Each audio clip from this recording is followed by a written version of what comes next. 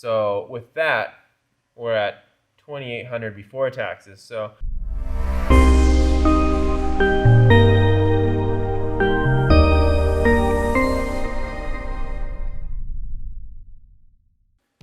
hey, so welcome back. So we have a couple things going on. So with this machine, the VG2, as you can see all those ink cartridges that are up there, it told us we were out of a lot of ink. And us being that we didn't check, the inks are perfectly fine. It just read the inks wrong.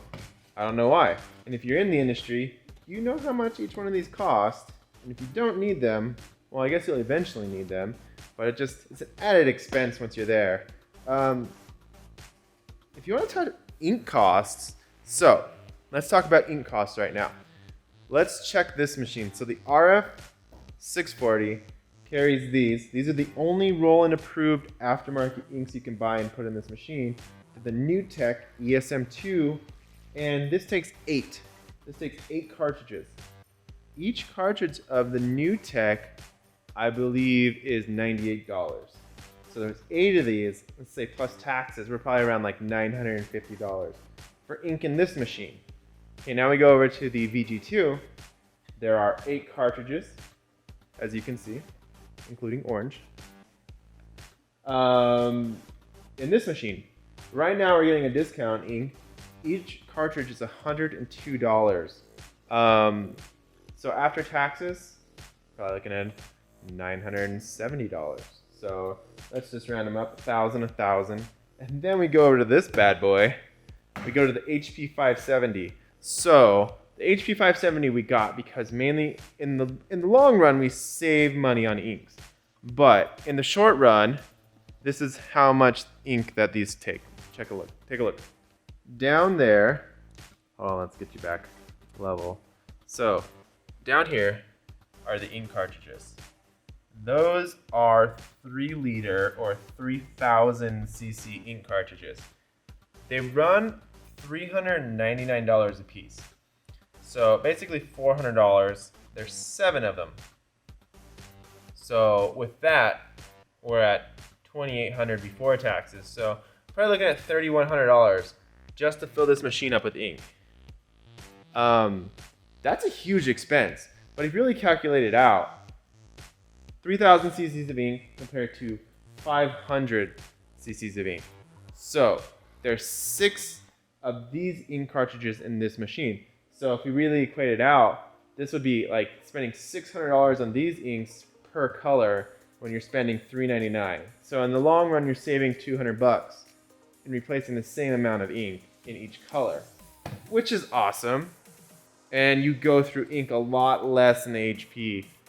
If it was on, I could show you the amount less you go through in ink. Right now, I think we've been printing a lot on the machine, and I think the light cyan is down the most. It's down to like 1.97. Let's see if we can take a look. Let's see here. Let's go home. Inks. See, it's at 1.94, the light magenta. Light cyan hasn't even been used. It's still at 3. So all those inks are still pretty good. And we've been using it. We've gone through like 4 complete rolls of material. And that's pretty good. I would say ink consumption wise, the HP is way better than the Roland. The Roland blows through inks, obviously, because they're a lot smaller, but it seems that they use more ink in general than the latex. But for inks, that's what you have to do. It's a price you pay for being in the business of printing, and there's really no way around it. If you want to get into more inks, like shirt inks and stuff like that, the price is fractional compared to what you pay for those. I mean, for the little ones, it's like $32. The big ones are like between 70 and 80.